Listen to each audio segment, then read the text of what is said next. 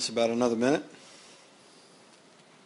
We got a lot to show you today, so we'll just... I must tell you guys, you're the lucky ones. The best session in this time slot, so enjoy. We got some surprises for you, so I think you'll enjoy this. Yeah, just to give you a little bit, whoever has iPad or tablet or iPhone or Droid, I would suggest sign on to this local network because we're going to do a little sort of thing later on. So I kind of want everybody to hit my machine and see what happens.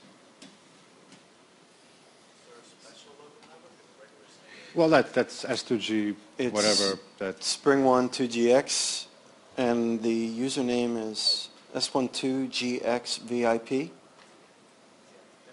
Password is 2012. Right, Tom, rock and roll. S12GXVIP. Yep.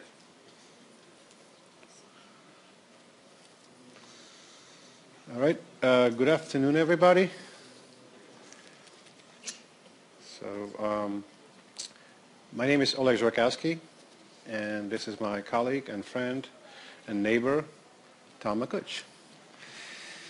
So, 4 years ago, when I joined SpringSource, I was up here on stage with Oleg, and we actually have not presented since then. Yeah. Together. So this is quite exciting. We work less than 15 minutes from each other, so we're kind of basement buddies. So it's great to be up here with Oleg. I am a solution engineer with Hortonworks, which is kind of the company behind Apache Hadoop. And I'm a senior engineer with SpringSource. Those of you who know Spring Integration probably know me as well.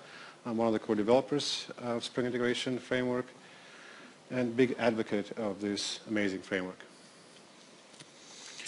All right, so we're going to get underway. We're going to be talking about a topic that is very near and dear to both our hearts, and that is distributed systems. So, you know, many of you who interact with the big web properties out there know that, you know, the secret to handling a lot of traffic, right, is to your web application, to allow your web application to scale, is to consider, you know, modularizing it, distributing those components, and of course that creates a challenge around how do I bring the data back together, right? So if I'm going to distribute the components of my application, and I'm going to scale those individual components, how, you know, does that work with a relational database, a single point, you know, of resource underneath? So we're going to be talking about all of those topics within today's talk. And the way this is going to go is I'm going to kind of talk through some slides, and then Oleg is going to walk through some code. So we've got a great demo, and we're ready to get going. So I think this is a slide many of you probably have already seen. You know, basically there's a lot going on within app dev these days, right? So, you know, there's a whole movement around frameworks, and, you know, the primary orientation of those frameworks is to increase developer productivity, to make it easier on you guys, for you to spend less time on connecting to resources and more time writing business logic, and more time innovating for your business, because increasingly the applications that you write, you know, represent the competitive edge of your business. These applications are now being delivered over the internet, right? And they're highly resource intensive. So, you know, the biggest driver of that is the device explosion. You know, I'm carrying 3 devices. I think most of you are probably carrying multiple devices. I think my 13-year-old daughter has 4. So, you know, it's only going to increase going forward. And more devices means more connections, right? So that drives up concurrency, and that you know, really is something that you need to consider when you talk about or think about modernizing your web application. This type of web orientation is driving a huge growth in data. Right? So we're going to be talking a little bit about a modern enterprise data management platform based on open source Apache Hadoop as well that can kind of bring that distributed system back together into one cohesive whole. Do you guys know that in the last 2 years the amount of data that was accumulated was more than in all the previous years of IT existence? Pretty interesting figure. Yeah, so data volumes are really going through the roof. And we're able to collect a lot more data than we were ever before. So we're really going to talk about that. A lot of our web applications, today are kind of oriented at representing or presenting a structured view of a domain kind of behind the scenes to management or to other stakeholders. And, we end up dropping a lot of data on the floor as we decide which, data we're going to persist and which we're not.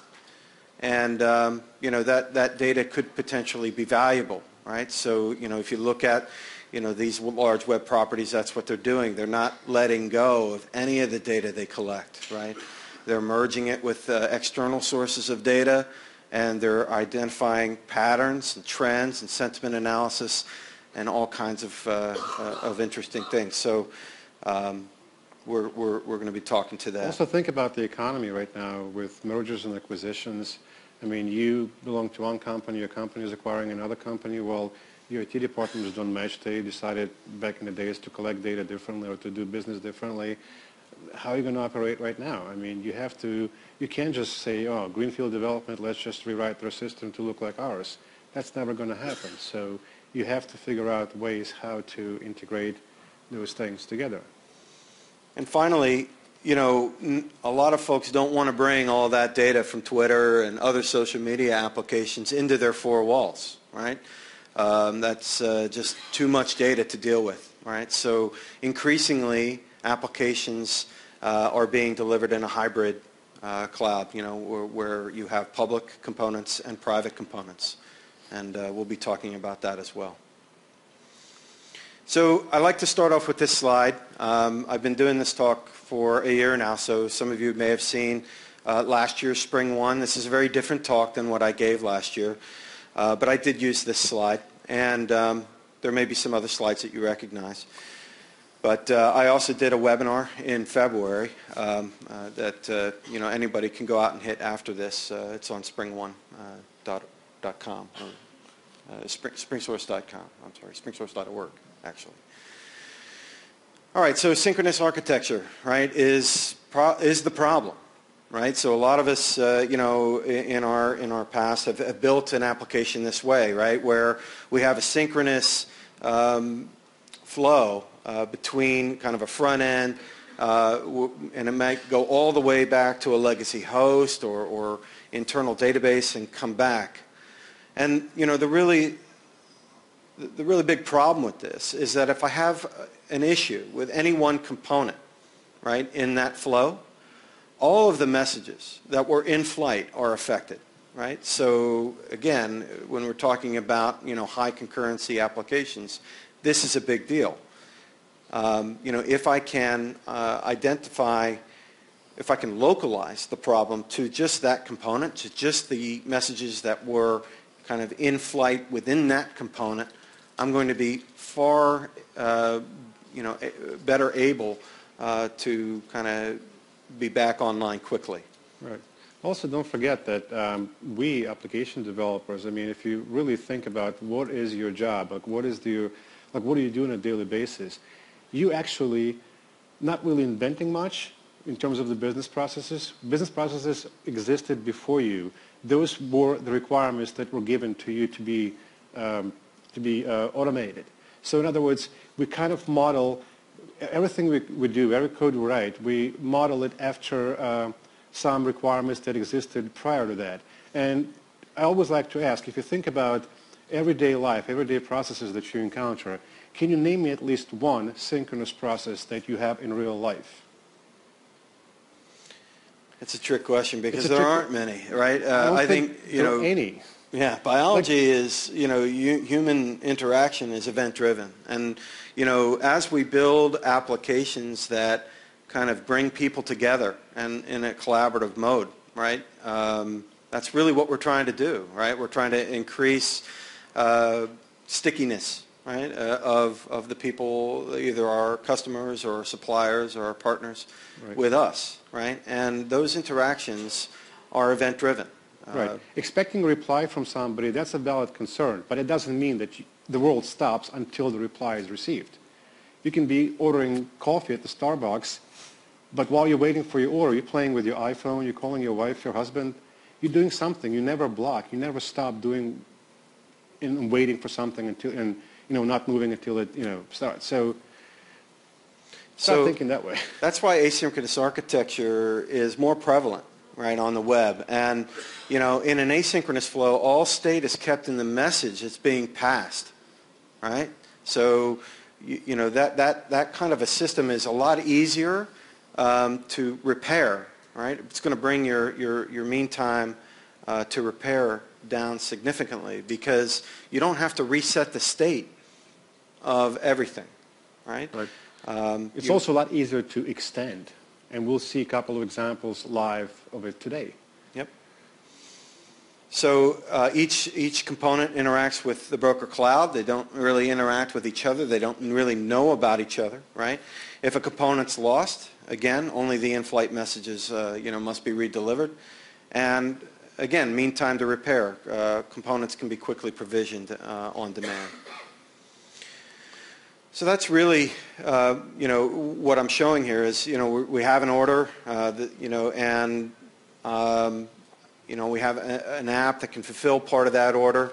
I might check on the status of that order while, other parts are fulfilling it, and scheduling it, right? And then asynchronously, I'm going to be told that that order is now going to be delivered. So that wasn't a synchronous process. And the components that interacted to prepare that order really didn't have any knowledge of each other. All right, so I'm going to kind of speed through this slide, but it really sets the table. I mean, we talk about the rise of developer frameworks and the rise of cloud infrastructure.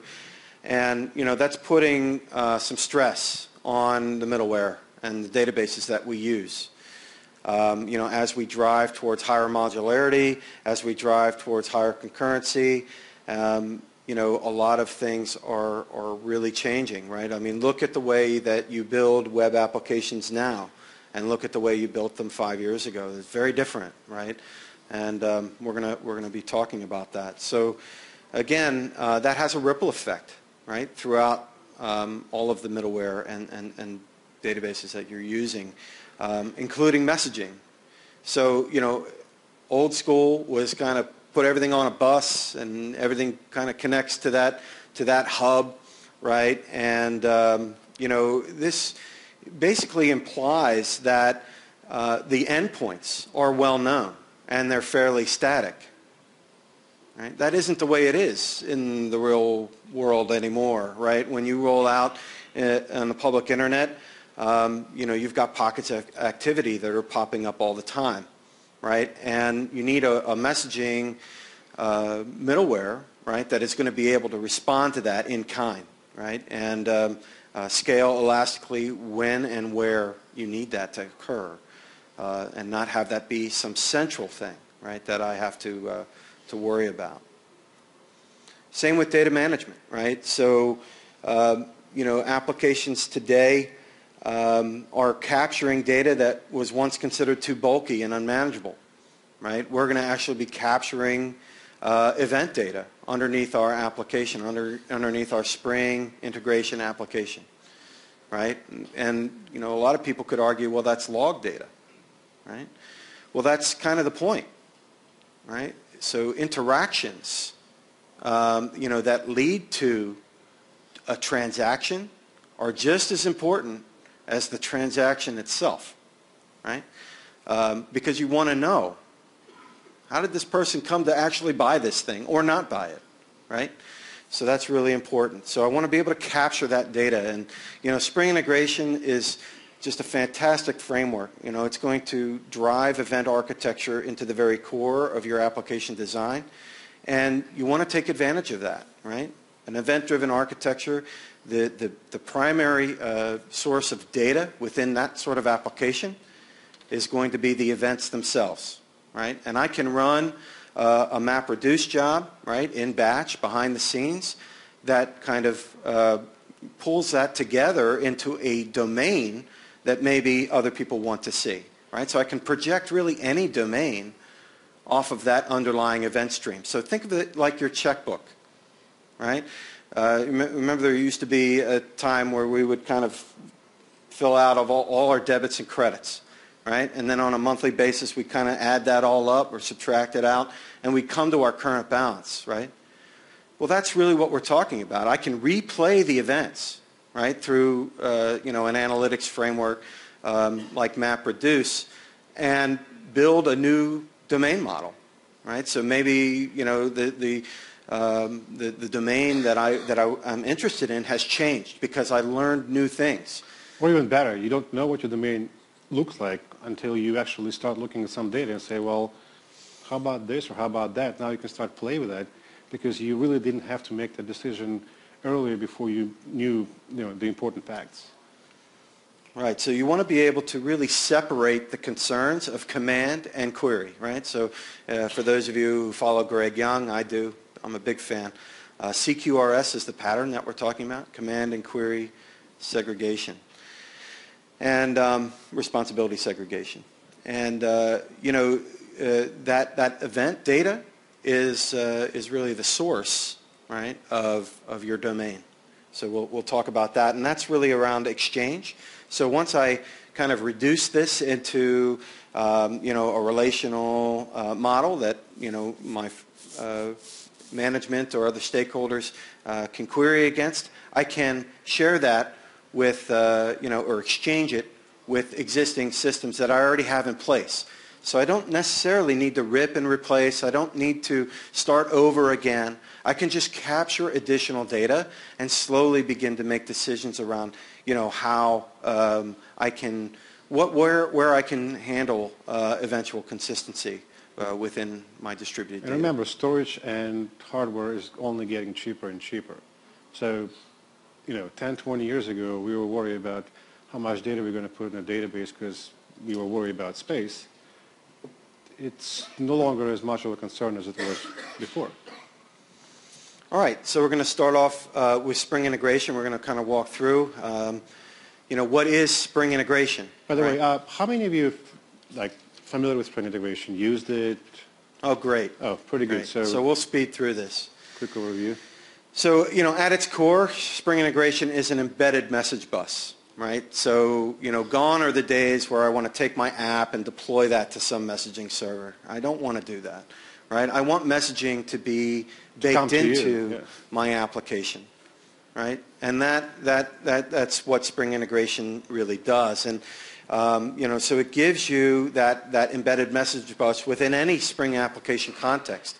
So I can take a Spring web application that might be using MVC today, and I can turn it into a Spring Integration application, right? And instead of using dependency injection, but, you know, for the components that are involved, I can use simple messaging, right? And that's a powerful thing because as soon as I do that, I can begin to think about distributing those components.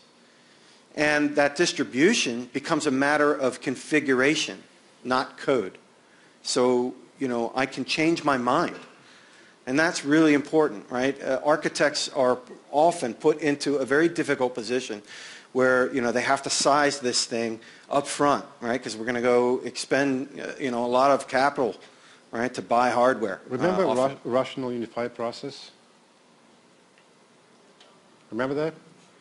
You got to, you know, validate 70% of your requirements until you can do anything, but did it ever, does anybody have any success stories with that?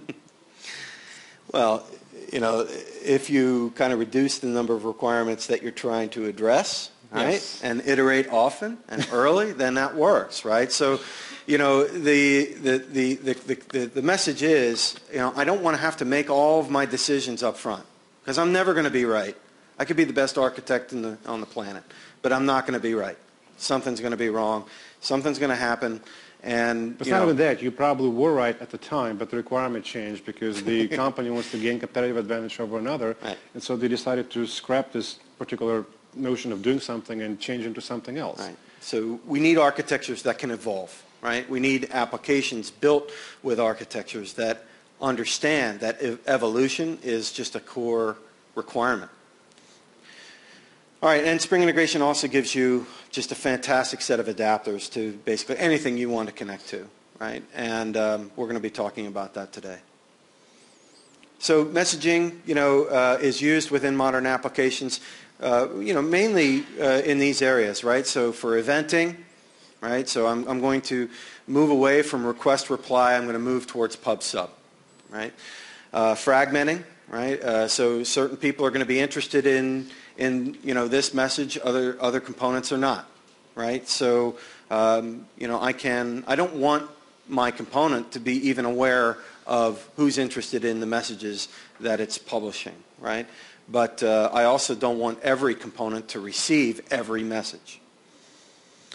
Routing, right? So I want to control who gets which message, and again, this is often coupled with fragmentation. Batch. And, everybody thinks of batch as like something that runs overnight. I wrote batch jobs myself, I'll admit, back in the 80s, JCL. And, it's really no different today. The only difference is it doesn't take all night to run them. So I can now incorporate batch into my daily processing. It can run concurrently with live load, right? So that's really what I want to be able to do. All I need to be able to do is separate the time at which, the producer and the consumer run. Because remember, in a synchronous architecture, back in the old days where we have to, depend on these synchronous responses coming back, we had to kind of limit, to these overnight batches because we said anything that runs more than a second or two or some heavy process, we have to ship it off to batch. Well, right now, if something runs 5-10 minutes, it's not a problem because all I'm doing is sending a request and I'm minding my own business. Whenever a reply is ready, it's going to come to me instead of me pulling for it.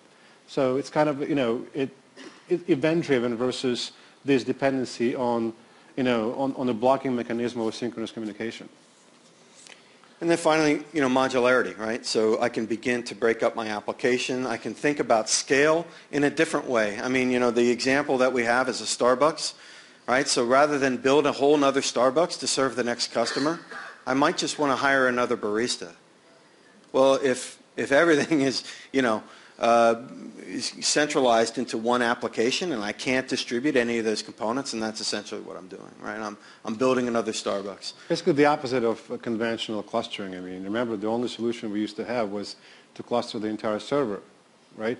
But what if your application is just fine? It's only just one process that is kind of, heavy. And that's the only process you want to distribute. Why shouldn't you be able to do that? So these are some of the enterprise integration patterns that are supported by Spring Integration. As you know, the framework itself aligns very closely with EIP patterns. So I'll quickly just go through them. In fact, we call it reference implementation of EIP exactly. patterns. So, event-driven consumer, again, my consumer is going to wait until it receives a message before it wakes up and does something. Fragmentation, I can use splitter, right? I can then use routers within Spring Integration and to route to different channels, to route fragments to different channels. Batch is really an aggregator, so I might say I'm going to wait until I get 5 responses back or until I get all of my responses back before I run this next process, right? Publish, again, for those of you who don't know, the Spring application context is actually an eventing framework. So I can. And by the way, how many of you knew that Spring application context is an event container? Yeah, so that's some old school stuff. So that's really cool, that some of the folks know that. So basically, that it means, right, that I can have JVMs, or I'm sorry, Java components, right, Spring beans within the same context, eventing to each other over that shared context that is a container that they share. And of course, Spring Integration provides even more convenient adapters for that. And then finally, modularity. So what we have here is, a simple service activator on the left, that is, really driven by a local channel, and then a distributed version of that. So again, you will actually see this today. It's just a configuration change to take what was two components on the same JVM talking to each other and distribute those two components and put a message broker in between them. So we have the Spring Integration Cafe. Oleg's going to focus on that. This is basic, cafe sample that you've seen. We just do a lot of really cool things with it. But, you take orders in.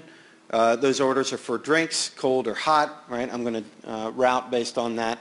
I'm going to prepare drinks and deliver them. And, I'm doing this in an asynchronous fashion. I receive these events not part of a request reply, but as an event, right? I want one of these orders, right? And I'm going to return the delivery the same way. And we're going to do that within the simple HTTP deployment. So it really doesn't get, much more simpler than this. So, but before we get to this asynchronous cool stuff, let's see how the world used to look like. So, all right. So, here's our lame coffee shop by Tom and Oleg. So, as you can see, we have 6 drinks, 3 cold ones, 3 hot ones. We can order anything you want. So I'm going to try to order, first I'm going to just run through the demo, then I'm going to show you the code, and then I'm going to start modifying it, and it's going to become not so lame after all. So let me just, I'm a big fan of espresso, so let me just try to order an espresso.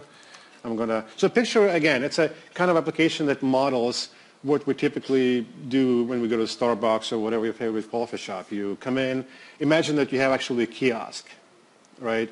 And you can either talk to a live person or like, people from Pennsylvania who, we have Baba stores where now you no longer order sandwiches. You just come to the kiosk, punch it in, and they'll make you a sandwich. So imagine you have a kiosk in a Starbucks and you just walked in and you decided to order yourself a coffee. So you enter the credit card number, some date, and expiration date, and you said purchase. Come on. Why is it blocking? Oh, this is painful. All right, finally I got my order. But did you guys see what happened? I mean, imagine if the business operated like this in real life. I mean, I have a Tom who, just woke up and he really needs his coffee, but he has to wait until they make me a coffee, and he cannot even place the order. I can't even look at my phone. Yeah, right. So think about it this way. I understand there may be only one barista operating, but that should not stop him from placing the order, right?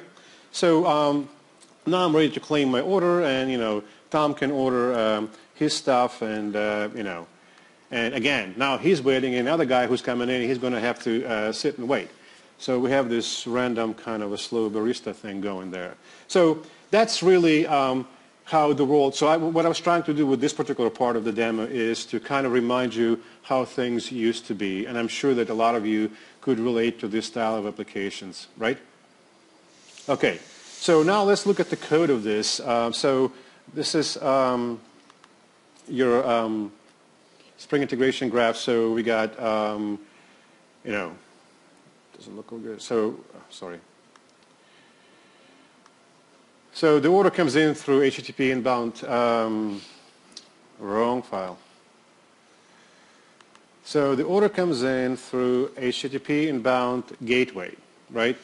And in Spring Integration, we have two concepts. We have gateways and adapters. Adapters are unidirectional, gateways are bidirectional. So already here, there's a bit of a problem here because by putting bidirectional component as the forefront, we're essentially saying, listen, we're going to send a request, and this component is responsible to receive the reply. And until it does, it's not going to reply to us. So essentially, the caller of this component will block. So now we have transforming shell, we have transformer, and this is our service that, if you look at the code, this is what I'm doing in terms of slow barista. I'm just randomly sleeping within 10 seconds. So that's kind of, I kind of got lucky because if it really responded like really quickly, it would ruin the whole purpose of the demo. But, you know, so it worked out. Okay, so obviously the list of problems would be pretty long here, right? But the most obvious one is the fact that it was synchronous. What other problems? Let's say Tom and I are actually doing very well in this coffee shop. And our coffee shop grew to the point where we now want to open another store. So do we need like another data center, another IT department? We kind of have to start sharing some things, right? So, but right now, it's all single kind of a WAR file style application where I receive the request, you know, you very typical kind of MVC stuff, right? You receive the request, you send it to the service, and then you present a view of the results, right? So, but I want to be able to say, listen, my sort of a, how do you call it? We have a front store, and then we have this backend system, right?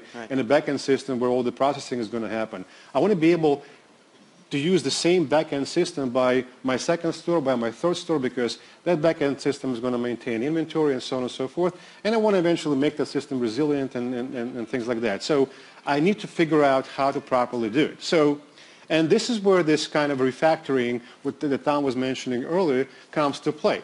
So for example, if we look at the code again, we have the service basically in the same context, in the same JVM as the sort of a front controller. So in this case, HTTP inbound gateway plays the role of a front controller, and the service is basically right next to it, right? So we need to somehow distribute it, right? Picture this, that your data center is over there, your store is here and there and there and there, and they have to somehow get connected. So we need to introduce some way of, some form of remoting, some form of remote communication, some form of messaging, basically, to communicate with our backend. Yeah, okay? and I'm the CEO of the store that got, you know, furthest away from that data center, right? So I want to make sure that all orders, availability for me is available to take that next order, right? I want to make sure I get those orders in. Right. So what I'm going to do right now, I'm going to start refactoring this application and kind of in stages, and we're going to, you know, I really want to make sure that you guys follow and, you know, ask the questions because a lot of things are going to be kind of interesting. So now I had this, I had two servlet config files, so I swapped them around. So I had servlet config legacy. This is where my legacy application was configured. This is the one you just saw. And then there's now a servlet config where a slightly modernized version of this particular application is configured. So what I'm going to do, I'm going to go to my web.xml. I'm going to basically remove the word legacy so it picks up a different file. Okay, and then I'm going to modify a few things because if you look at my UI, the way it was working, my form that I was submitting was basically issuing AJAX call, but it was a synchronous call, so it was blocking, waiting for the reply, right?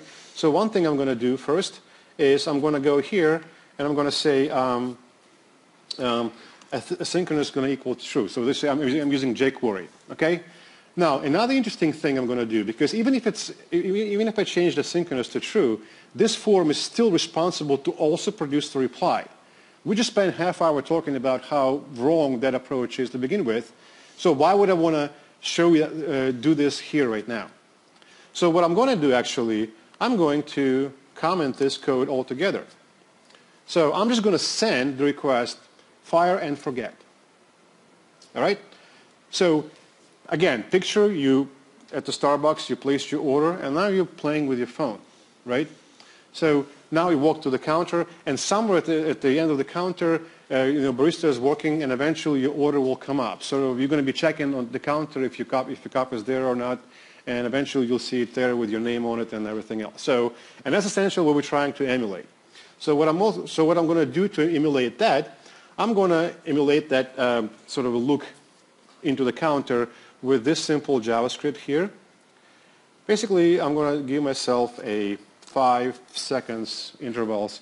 I'm going to just check, you know, see if the counter has a coffee for me or not, right? So now it's completely asynchronous, but also completely independent from one another. There's one process, there's another process. But let's look at how configuration of Spring Integration was modified. Yes, it did become a bit more complex. But as you will see, There's not much complexity in terms of like writing a lot of complex Java code. It's just a configuration. And when you get used to a framework like Spring Integration, it kind of becomes, I always use the word Legos. It's like you can do anything with it. I actually often use it to model a complex problem. So it's not just the framework that can allow you to, set up very complex flows for production use, but also design, think, architect, basically model a complex problem from a set of these small components that represent various enterprise integration patterns. So I still play with Legos. Yeah. I got 2 young kids. Well, this is my Lego. I play with it every day. So here we go. So now the first change you might notice is before I had inbound gateway, HTTP inbound gateway right here. Can you guys see the code? So right now I have HTTP inbound channel adapter. Why? Because I'm not interested in this particular component producing the reply. I'm actually interested in just telling it what I, sending my order and say, forget it, I'm done. Right? So I have this inbound channel adapter, and the rest remains. So don't mind the commented code. We'll uncomment it later. Right? Everything else remains the same. But remember, I also wanted to unload my sort of a front controller from my backend system. So I did. I created a whole separate process that is going to be running in a completely separate JVM. But how do I connect them together? Well, there are many ways to do that, right? So we chose AMQP. Tom, do you want to talk about why we chose AMQP? Because it's open source and it's a highly distributed message bus, right? So I don't need to have a single broker at the center of my topology. I can have multiple brokers distributed, communicating with each other, right? So I showed a little bit of that last year at SpringOne with Federation, where I could basically federate an exchange across multiple distributed brokers. Or in February, when I did the webinar, I showed clustering. So those are your 2 options when it comes to distributing the broker. I can either federate it, where they're loosely federated and they share an exchange, but they can be different versions. They're running on separate machines, and they're connected to each other by AMQP. Right? With clustering, they're on the same network, the same local network, and they're communicating not over AMQP but over Erlang with each other.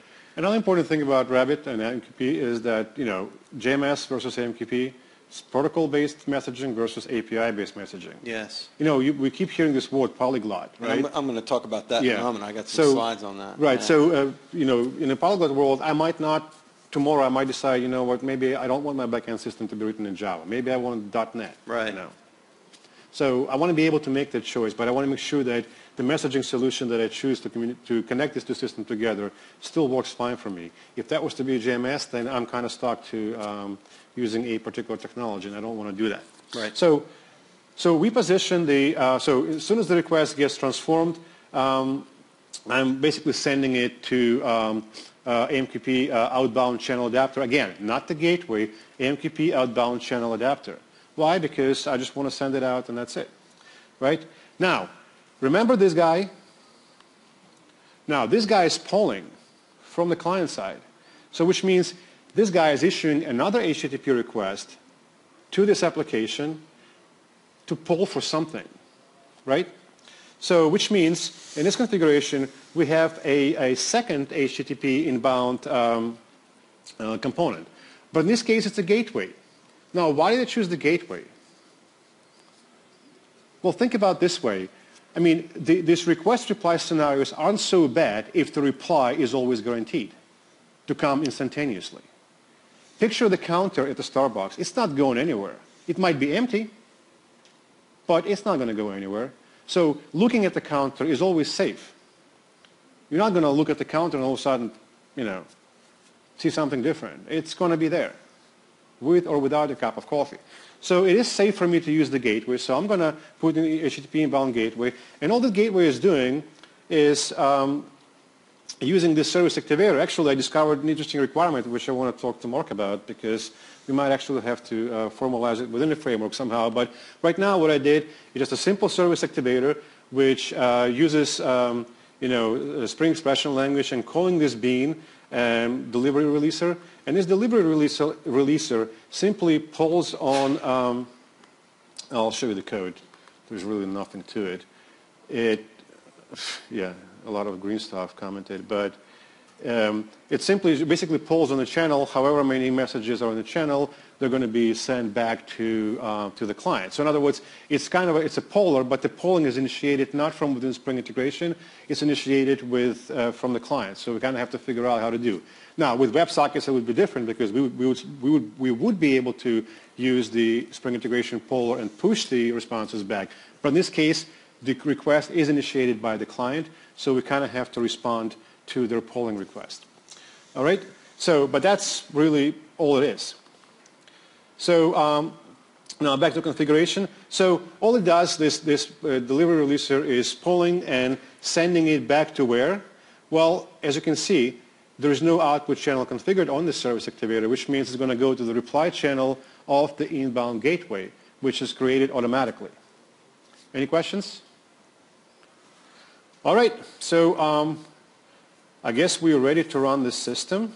Let me see if I changed everything I needed to change. So I changed this, I disconnected that. Set async to true?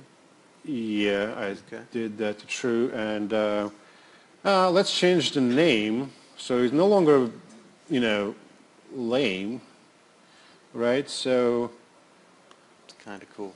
Yeah.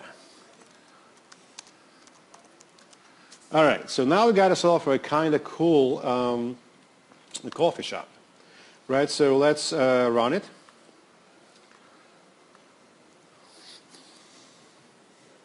Everything started.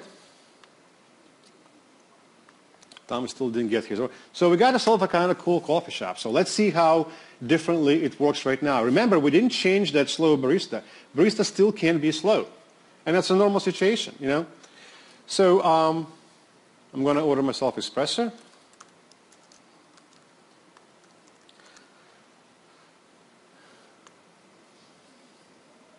Request went out. It's cooking, it's brewing, and it's brewing, and it's still brewing.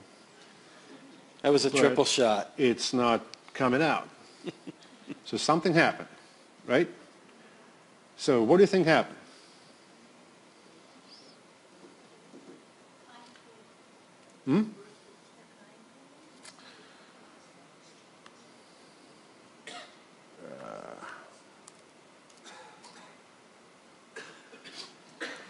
I'm giving you a hint, essentially. Remember I was talking about that other system, that backend system as a separate JVM? Did anybody see me starting it? Right. But guess what? The order didn't go anywhere. It's safe. It's there. Yep. All right? That's the concept of batch, right? So let's say she went to the bathroom or something, So the barista is not there to accept the order, but, it somehow got queued up within the system, so it's not going to go anywhere. Right? So fine, let's start. Show the queues. Yeah. Yeah. So you can see the order, right, but no delivery. Yeah. All right. So let's start the other system. And that system is started.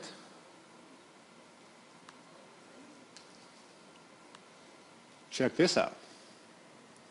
All of a sudden, the order was produced and what Tom was showing you on the console, so now there is no messages in the queue. Everything went fine. So the order is there. You can claim it. So I got my coffee. I'm happy. All right? Any questions? Yes? Sorry, I can't.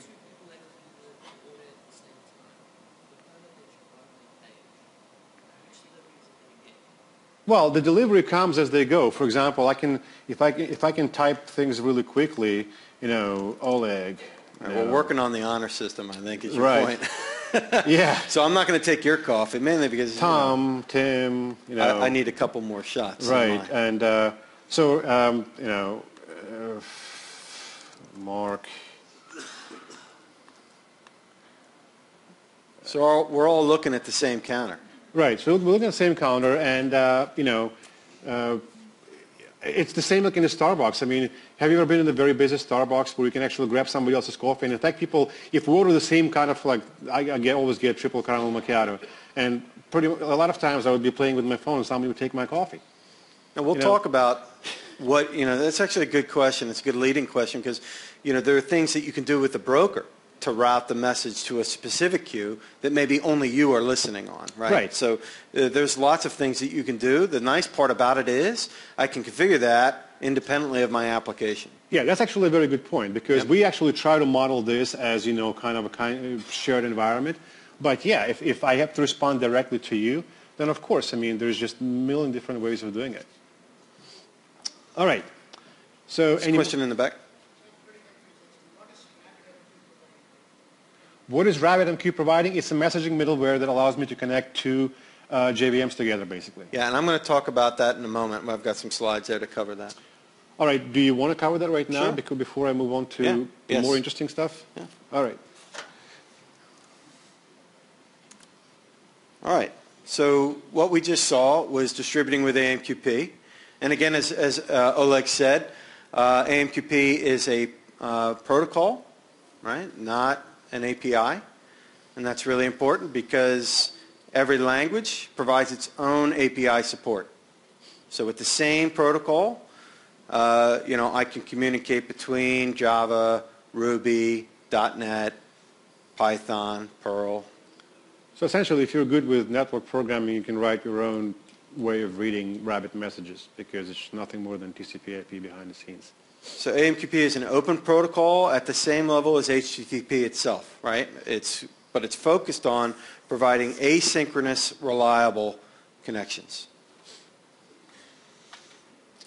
So why AMQP? Again, it's network wire level, on commodity hardware, right? It's meant for deployment on commodity hardware.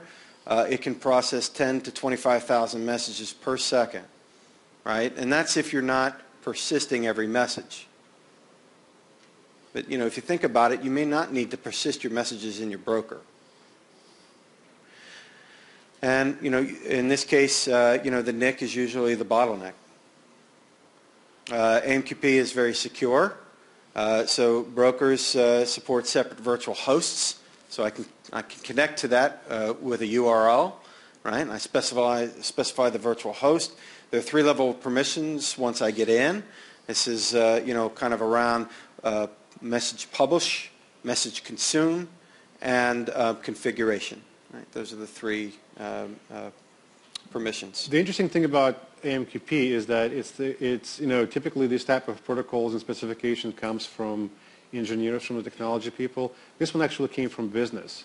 JP Morgan, I believe, right, Mark? Yeah, JP Morgan. JP Morgan and other financial institutions kind of got together and decided that they don't, JMS and other messaging solutions aren't good enough, for the same reasons of, integrating with various different sporadic and heterogeneous systems. So they started it, and eventually engineering community jumped on the bandwagon. And the biggest thing is that because it's a network protocol, right, SSL is supported, right? And I can even tunnel it if I need to. So last year I actually tunneled, out through the hotel firewall to connect to a broker in the public cloud. So again, bypassing Secret Service and everything. Those are, those are possibilities, right? So those are not possibilities that you may have, with your current solution. And what that means is I can get to that hybrid deployment that I want, right? So I can have my storefront application submitting orders to a broker instance that's running in the public cloud. All they have is that public data, an order, right? Then they're shipping that through my firewall into my private network, and in there I have another broker, right? So that's broker-to-broker configuration that is completely independent of my application, right? And then I have my back-end system listening on that broker. So these are some of the things that you're able to do with Rabbit and AMQP. So we're talking about different architectures here. And this gets at some of that ability to configure the system independently. This isn't painting very well. So, yeah, oh well. Basically, I have, in this case, a publisher that's going to publish a message with a specific binding, right? So AMQP uses bindings to route messages, right? So, I'm sorry, a routing key to route messages. So when I publish a message, I give it a key, right? And then my consumers, well, they bind to that exchange that all messages are published to an exchange, not to a queue, right? And the broker handles routing from the exchange to the queue. So again, right? it's a fundamental, it's fundamentals of messaging where the producers and consumers are actually not aware of one another, and they don't even share the right. same configuration except for the exchange. Right? So basically when a consumer binds to that, I could have one, I could have many, right? And if I have many, it's going to do a simple round robining between them. Right. And if in JMS you only have queue, then here you have, obviously you have the same features in Spring Integration, but here you have this remote-based routing available within your messaging middleware right up that. So those bindings are late. Bottom line, right? So I can have consumers show up. So I hire another barista, right? And I can show up late. I didn't need to plan for that early on, right? And again, it's all going to happen dynamically, right? So messages are going to be passed through, and again, they're going to be. This is terrible. Okay, actually, it looks kind of cool. All right, with a fan-out exchange, this is a little bit. So that was a direct exchange where I'm driving it to one particular consumer, and I'm doing that based on the routing key that I publish, right? So that routing key is the same, is equal to the binding key that the consumer bound to the exchange with. So the publisher and the consumer both know that routing key. So right? it's an example of point-to-point communication. That's point-to-point. Two paradigms, point-to-point and pops up. So this is kind of fan-out, so I'm going to publish a message, and it's going to get delivered to everybody that is bound to the exchange, right? So in this case, I might have consumers listening on different queues, right? And I simply want to fan out to everybody, right? So all messages is terrible, but oh, it's good actually. It looks pretty cool. All right, on a topic exchange, I might have different queues that are bound with different routing keys. Right? So, I'm interested in all drinks. I'm interested in cold drinks. And, the way that looks is maybe drink.star for all drinks, drink.cold for cold drinks, drink.hot for hot drinks, right? So these are patterns on the routing key that the publisher uses when they publish the message. Sort of like a selector, yep. if you wish.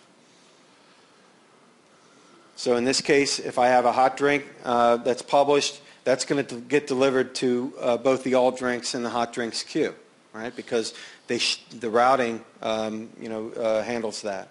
Drink.cold, same thing, all drinks and just the cold drink. And then drink.warm is only going to get delivered to the all drinks queue.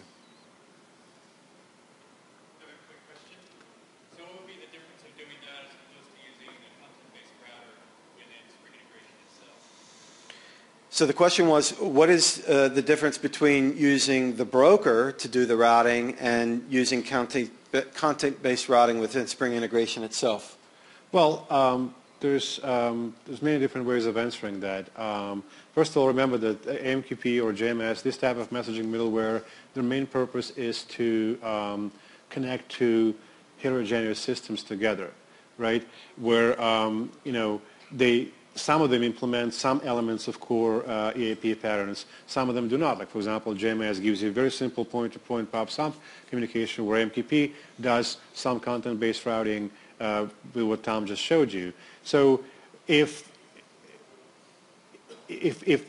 so my answer to that would be, and again, it's a very vague answer because I was about to answer and I contradicted myself because I can still do the same with Spring Integration. That's how powerful the framework is. So I can put a pop-up channel into different really MQP subscribers to that, and I achieve the same thing in a way. But it gets into operations as well, right? Yeah, it gets probably it's more of an operations questions, but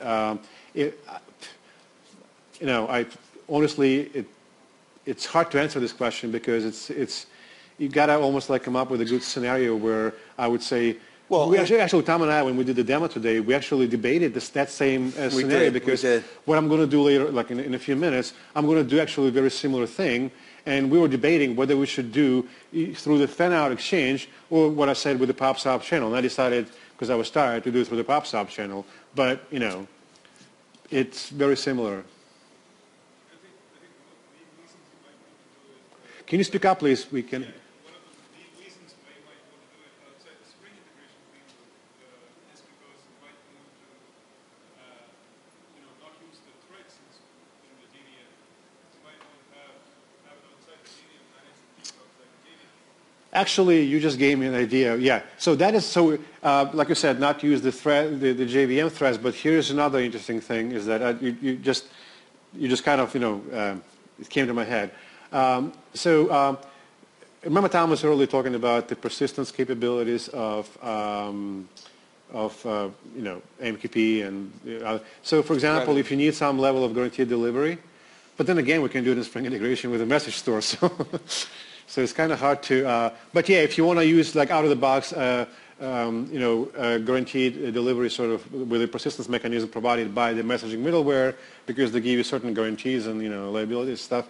Then yeah, but as I said, it's funny because as I said that we have the same capability with Spring Integration. With a flexible broker like RabbitMQ, right, I can really change that topology of how different brokers communicate to each other, whether they're federated, whether they're clustered, and I can do that completely independently of Spring Integration, so I don't need to put all that into my application configuration, which may clutter, my understanding of the way that this basic system operates. Sorry, just on, I actually got another question. Just on that idea of actually having a message broker actually split it. Because you could have one that's actually doing everything, and as soon as your load actually goes up, you can bring the box up just to the box, and it just does all the exactly. And in fact, that's right. That's right. So the point was that I can bring up just an additional instance of a cold drink barista or an additional instance of a hot drink barista, right? And they're gonna share that same queue, and RabbitMQ is going to automatically load balance between them. I don't need to make that an application configuration change, right?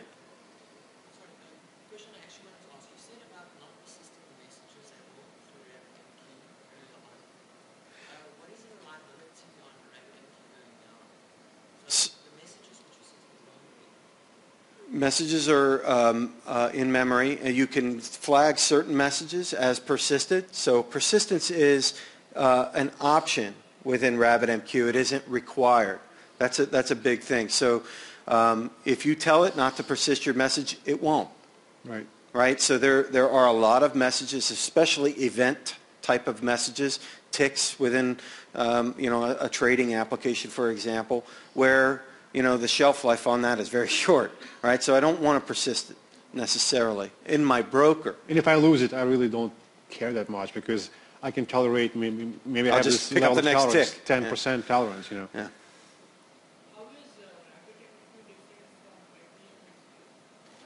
How is RabbitMQ different from?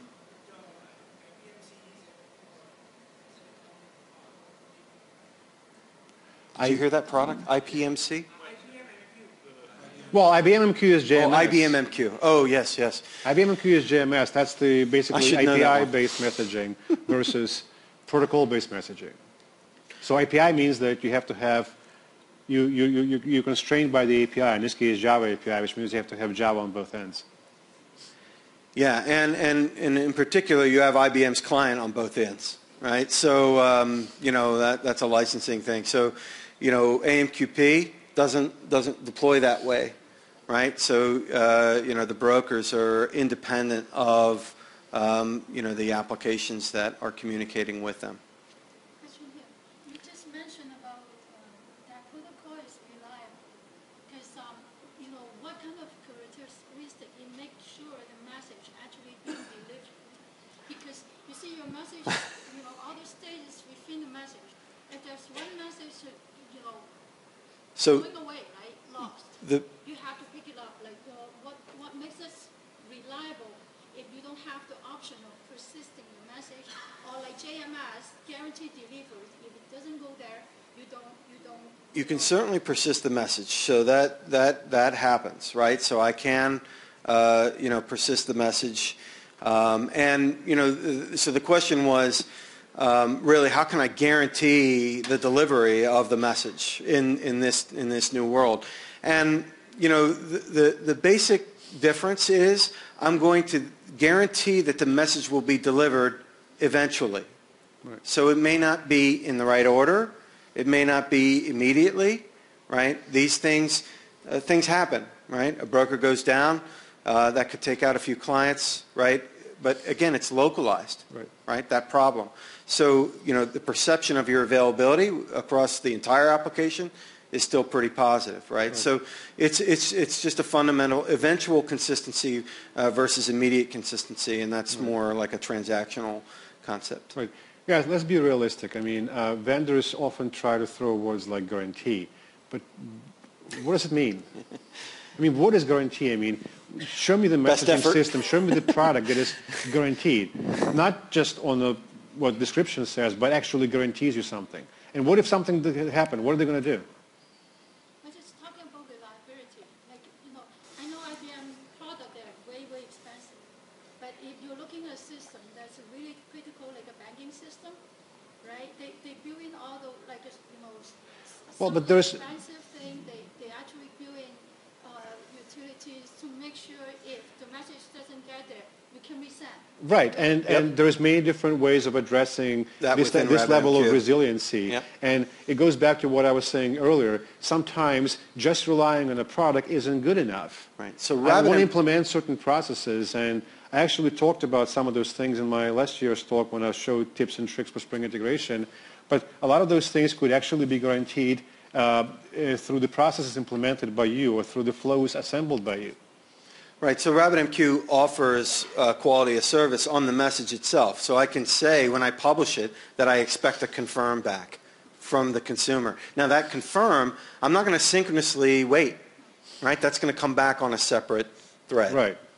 So I give it a callback, right? And so that is supported by Spring Integration. So these are options, right? And you can begin to design a messaging solution that fits, your particular application. So not every application requires immediate consistency and, request-reply type semantics throughout, right? And that's why we have this word reconciliation in English language, because, and sometimes, yes, something might happen and the message will be lost. And we're going to have to deal with it just like we're dealing with a lot of inconsistencies in our lives. So we just have to. When I was working with Tom in Unisys, we worked in telecommunications, and I kind of learned that phrase, and I kind of liked it. It's the science of nines. It's never 100%. It's how many nines after decimal point. 4 nines, 5 nines. That's the only guarantee you can get. There's never going to be 100%. All right. So back to the demo. This is basically what he showed. Should I talk about Hadoop now, or well, let's brew it a little bit. We'll brew it. So all right. So first of all, let's quickly review what we had, because I kind of didn't go over the configuration on that other system, the third-party system. Right. So here's my orders config. Let's maximize it. And so again, starts with the inbound gateway, because inbound adapter. So I had an AMQP sent from the front end. I had AMQP outbound adapter sending message out. On this back end, I'm having inbound adapter or AMQP. Then I'm going to actually, let's change it to Oh, well, so here's another trick. I wanted to monitor messages as they're coming in. There are many different ways of doing it. I just decided to stick a pub sub channel and add logging channel adapter just to see what's coming through, even though, the flow continues further up. But anyway, so the flow goes from this order receive channel to this JSON to object transformer because I want to be able to operate on the real domain model. So I have these two objects called delivery and order. Kind of very simple ones, a few attributes here and there. But anyway, so order comes in, delivery goes out, right? That's pretty much it. And once the delivery is ready, that comes out of this order service. It goes back, now it's object to JSON transformer. And guess what? It goes back to the outbound channel adapter, AMQP, because now it's going to go back to the front controller, which has inbound channel adapter configured to listen on the queue. Actually, that reminds me of something important, is that because AMQP is a network level protocol, all messages that are sent across it are bytes. Right. Right? So, JSON is a particularly good format for messages being passed because it's basically, you're just taking bytes to string. All right. So any questions about configuration? All right. So who was in a previous talk by Costin around big data Hadoop stuff? All right. So we decided to, spice this one up a little bit and bring actually Hadoop into this cafe demo thing. And we struggled for a while. You can always stick Hadoop anywhere you want to, but would it make sense? And we're trying to find a use case where we believe Hadoop would make sense. So this is what we want to talk to you about before I actually show it to you. So as you can see, we have this web front end. So this is a kiosk, right? So, you have those little kiosks, 2 or 3 of them in the store. But I decided to, expand my technology, and I decided, you know what, I have a free Wi-Fi for my customers, so why do they have to stay in line to the kiosk? I mean, if they have, iPhone or Droid or iPad or whatever, they just come in and grab a paper, start reading, make an order, and, the order will appear at the counter. Maybe even enter the table name, and they're going to bring it over to them, without even going to the kiosk. So, and I said, oh, fine, guys, you already have those devices. All you need to do is expose this application on the intranet within my store, and now you can just hit that URL address and start placing an order, right? Well, so I want to have, right now, I just want to have 1 or 2 volunteers with devices. All right, so what do you have, iPhone or? No, that's what I have. We don't need that. Who has, all right. iPad, go ahead. So hit this address, 172.28.178.232.8080. Oh. Yeah. I think we should put it up. Put it right on here. Yeah, with, you have to just edit the page. Where was that? Yeah, there you go. Yeah. 178. 172. 17. You already got it wrong. 28. 178. 178. 232. 232. And it's 8080.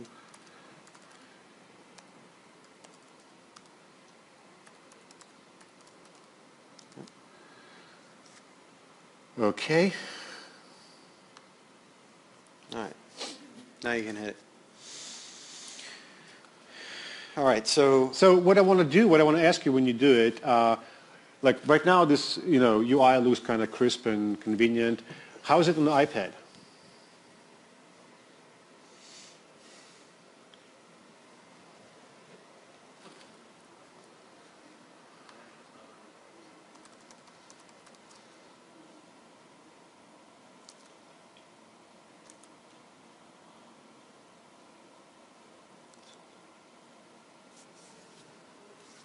I've got it.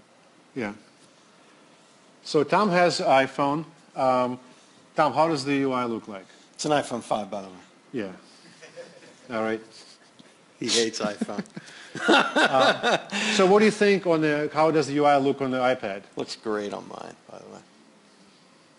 Not really good, right? Mm-hmm. Okay. So, somebody want to hit, do you like how UI looks on the phone?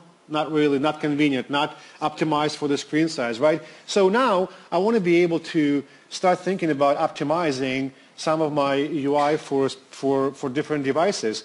But I only have so much budget, so I'm going to have to kind of pick and choose who I'm going to do. So should we vote iPhone or Droid, or how should I approach this problem? Gather metrics, right? So, but my database right now is not supporting gathering all this data. I like him. Right? So I have to go back to DBAs, start talking to them about what I want to collect, what type of data. We're going to spend 10 days in different bureaucratic meetings and not get any, eventually get somewhere, but I can do it much faster without changing anything, right? So let's try to do that. Let's try to gather this data without changing anything else about our application and see if we can gather this data, and hopefully at that point of time we will all hit this application and, see if we can come to an agreement which devices we should address and which devices we should just forget about. All right, so here's what I'm going to do. I go back to my servlet config, right? And remember this commented code that I had here. So first of all, what I'm going to do is, before you want to comment this code, I'm going to just show you oh, thank you guys. We got some orders. Yeah, I got it. Oh, I thought everybody was having trouble out there. No, doesn't look like they're having trouble. So, man, I'm really screwed. What? Well, it's the kind of cool cafe. All right, hold up a second. I'm trying to fix this damn thing.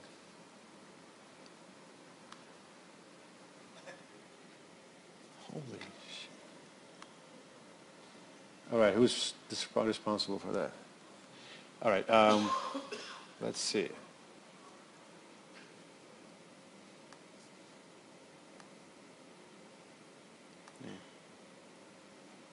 Wow.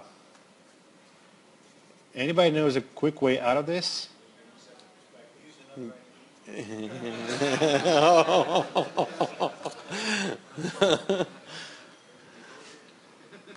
All right, how do we set perspective? All right, That's so better. let's just try Yeah, something that's like better. that. So we have, damn, where's my Project Explorer? Oh, boy. There it is. All right, we're getting somewhere here. So, Don't do that again. yeah.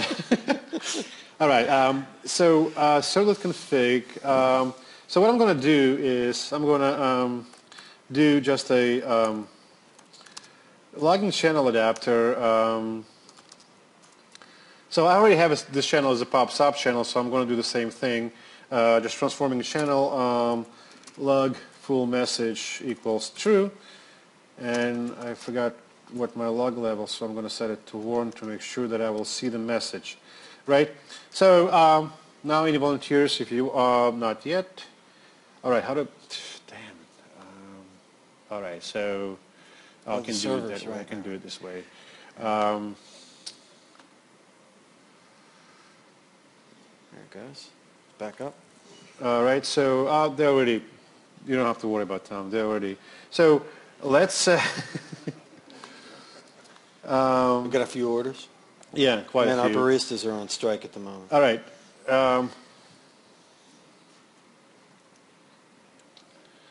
So we have, guys, hold up. No, it's just hard to follow the logs. So what I was going to show you is,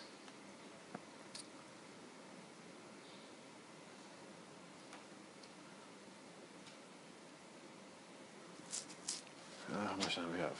All right, we still have time. Hold up a second. Let me just restart it.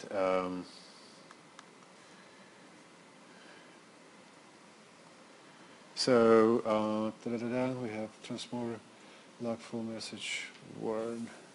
Yeah. All right, do me a favor. Just like I'm going to start the server right now. Don't do anything. I just want to have a more or less controlled environment. All right. Because I want to show you something, and then we'll do it again. Police. So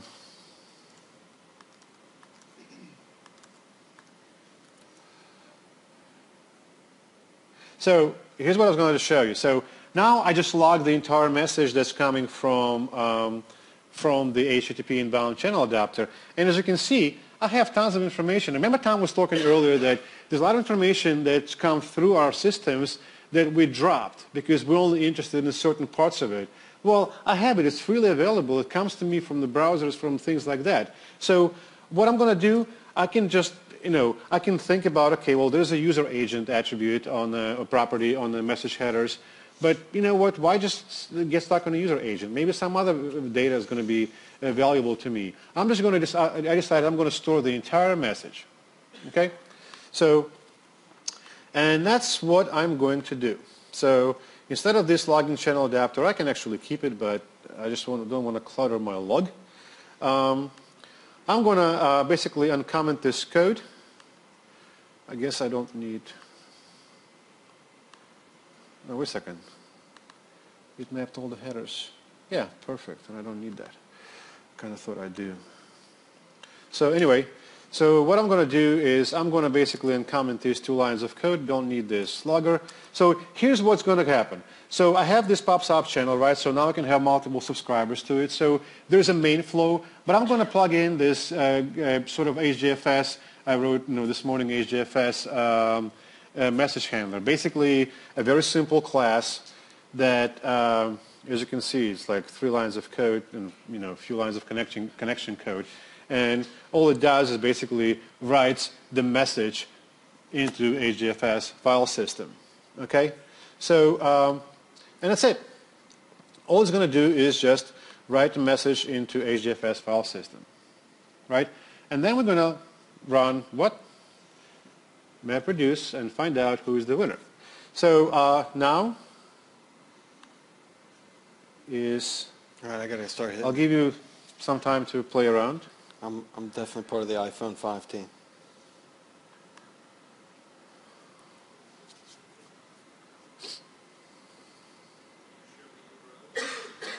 Oh, sorry.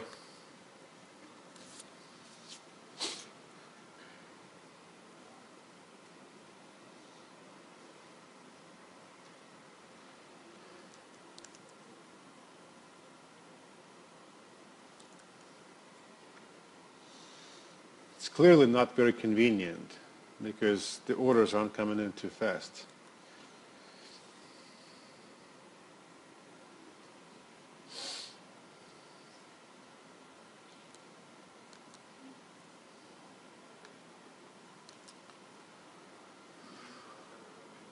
Huh? Need to buy a better number. All right, anybody? I don't see any log statements coming out, so. I didn't see purchase button wrong. I'm hitting it. Oh, wait a second. Oh, my, that other system isn't running yet.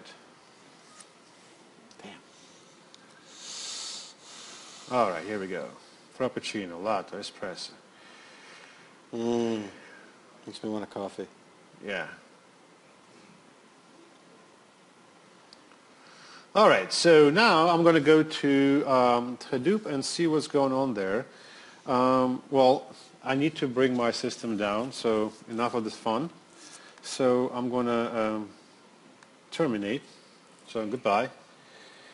Now, in real life, we'd probably roll the log. Right.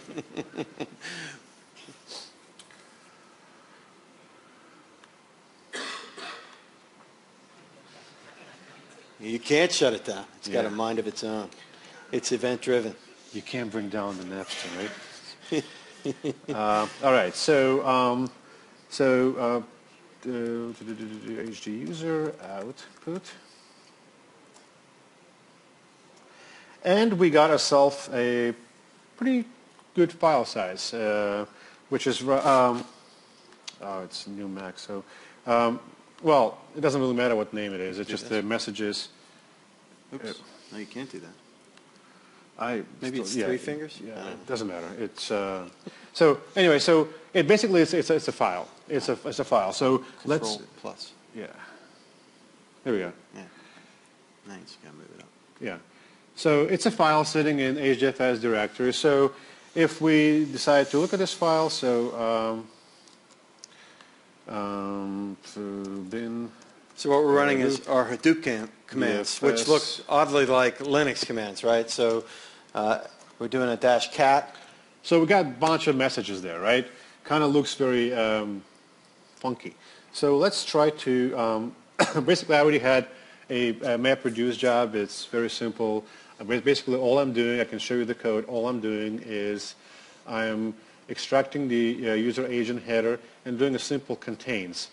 iPhone contains Android, contains Safari, contains, and then basically maintaining a count. So when I run the MapReduce job, I'm going to have a count, like sort of like a word count, but I'm going to have only a word count of these 4 or 5 words that I'm monitoring. And I'm going to say, well, how many Android users hit my system versus how many iPhone users hit my system, and so on and so forth. So let's find, this is it.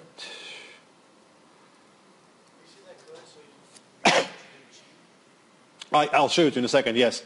So now I'm going to, I kind of ran out of time. I was going to use Spring Hadoop, but I ran out of time, so I just going to use submit the MapReduce job from the command line, but I played with Spring Hadoop on the other samples. Works great. So, so I'm going to submit this job. Ouch.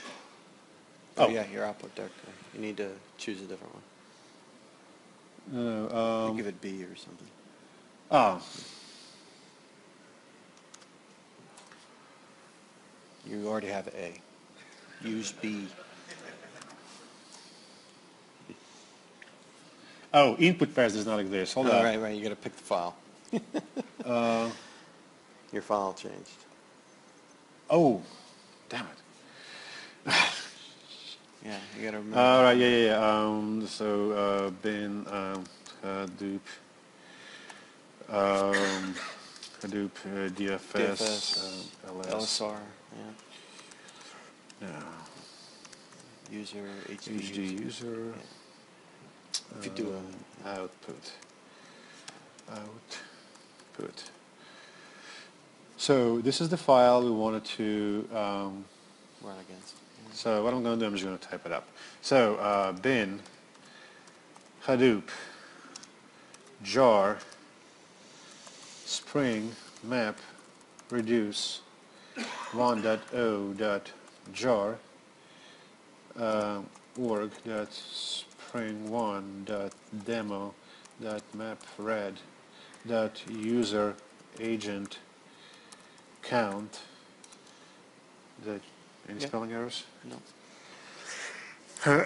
Okay, and so basically we're running a MapReduce job. We're passing it in 2 files. One is the input file on the first arg, and the second arg is the output directory on HDFS. HD user and output dir. How's this? Mm-hmm. Here we go. So the job is running. Meanwhile, I'll show you the code. So the code from MapReduce job is very simple. Here's my, here's the code. This is just a way to submit the job through raw Apache Hadoop. Again, that's the boilerplate code that you would not have to do if you would use Spring Data Hadoop. But like I said, I ran out of time. But here we go. So all I'm doing is saying if the user agent, get the header that contains user agent, and basically doing a very simple, it's kind of a poor man MapReduce job, doing simple contains, Chrome contains, Firefox contains Android, and so on and so forth. So my MapReduce job finished running. So I'm going to go to bin Hadoop, DFS, LS. Actually, well, put it in LS. It's a user, HD user, output dash and output dash dir, right? So here we have this file part 0000. So let's see who's the winner. It's bin.hadoop dfs cat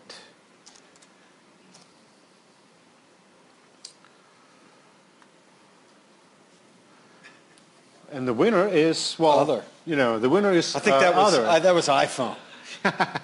So, I mean, maybe I have to work a little bit on my logic, but you understand the point, right? So, yeah, I have to look at the messages because it's kind of like, you know, the finishing touches on this demo were put right before the presentation. But again, you got the point. Basically, now I have all this data. I mean, I can store it in the commodity machines in the cluster of, however many I have those machines, and it just sits there. And every now and then, I need to see analyze it. I can write a simple analytics job just like this, you know, a little better than this, but. Might want to merge in, you know, Twitter feed and other things and analyze, what was happening at the same time. Right, and also, as Tom was saying earlier, maybe at some point of time you did decide that there's some data is very valuable and you want to bring it into your relational database. That's fine. You extract it from it, and you, again, with the same sort of a MapReduce job, and you throw it into your RDBMS. But you know, it's kind of getting to this point in the world where there's no point of throwing anything when it comes to bits. All right? Questions? In an earlier slide, you were talking about AMQP and that they benchmark 10,000 to 25,000 messages per second. Is that per exchange, per node per exchange? Or? So the question was, we showed a benchmark earlier, 10 to 25,000 messages per second. Is that for a single exchange or a single node? I think both. It was, so that was for a single exchange on a single node. Of course, you can scale out, right? You can federate that exchange across multiple. Really what you do when you scale out is you distribute your queues, right? So exchanges are stateless in AMQP. Queues are stateful, right? So queues take up resource on your broker. So a queue really represents a consumer. So the more consumers you have, again, you can scale out, right, to support those consumers with additional brokers that share a federated exchange. But that particular was for an individual broker, an individual exchange. By the way, I found the bug. Who can figure out what the bug is? I forgot open source. Well, you forgot open source. Now, you see, I'm lowercasing everything, but then for the Chrome, I'm doing lowercase. For everything else, I'm doing the uppercase. So, sorry, but we're going to publish this code. You can play with it yourself. Setting up Hadoop is very simple, and setting up Rabbit is even simpler. Questions? I was curious if, try and answer the question myself, how portable is Spring integration to other JMS providers? Oh, great question. Yeah. So how portable? Oh, go ahead. How portable Spring integration is to other JMS providers? So if you look at forget Spring integration for a second. If you look at enterprise integration patterns, they consist of two major parts. There is core messaging area, and then there is adapters, right?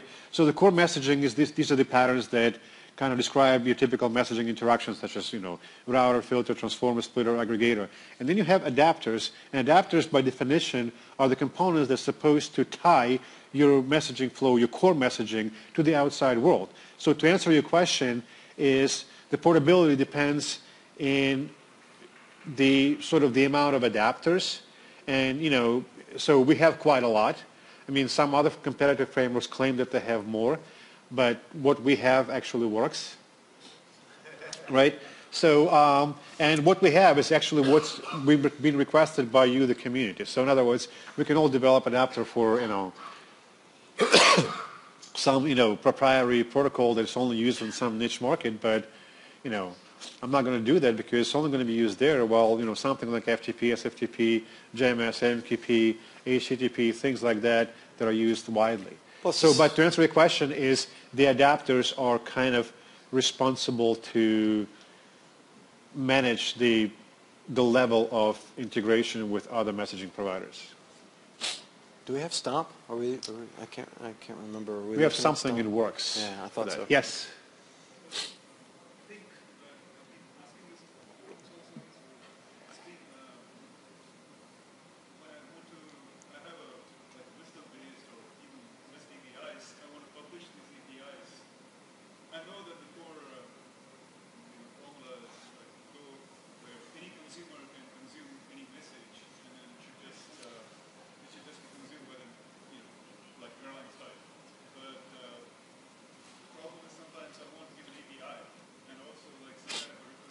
Well, the API is a different way of integrating. Huh? Repeat the question. Yeah, so the question is, there's two ways of integrating. Correct me if I'm wrong. There's two ways of integrating. Messaging is one way, API is another way. So API is what we call an RPC. To me, it's kind of a legacy way of integrating for one simple reason, because first of all, API, ties you to a specific language, to a specific technology, where messaging, as you can see, very flexible. I just want to emphasize that maybe they're not legacy, they are orthogonal in my view, in the sense that if I write a consumer for a service, then I want some clients to be able to call. And so there's always some request message that they need to, there's always a contract. Right. So the point is that the API kind of enforces the contract. Well, you can enforce a lot of contracts through the messaging. I mean, what you can do with the API is enforce sort of a type safety. I mean, that could be one of the concerns. But again, remember, in a distributed architecture, you enter in the architecture of distributed class loaders. So the type safety is kind of up in the clouds there, because foo is not going to equal to foo because they've been loaded by two different class loaders. So in other words, when I'm looking at a distributed architecture, like OSGI, that's kind of the demise of OSGI. I mean, I used to be a big fan of this technology, but then when I start playing with it more and more in a distributed world, that's when I realized that it's just the idea of integrating through an API, especially in this heterogeneous world, is not very convenient. The contract is sort of the JSON message that's being passed. Let's Yeah, we can definitely take it offline. I just want to make sure that I answer every question. I have one question and one possible answer to this. Yeah. Typically, to provide a client-side proxy for API enforcement across message broker. That's how we solve this problem. Yes, and we have actually, for what you said, we have this concept of a gateway proxy factory bean, which is basically an implementation of a messaging gateway pattern, which is the gateway into the messaging system. In other words, it gives you a complete POJA way to interact with Spring Integration. Right. So, Do you have anything out of the box for Corba integration? If I have legacy products, you said Corba. I heard you right? No.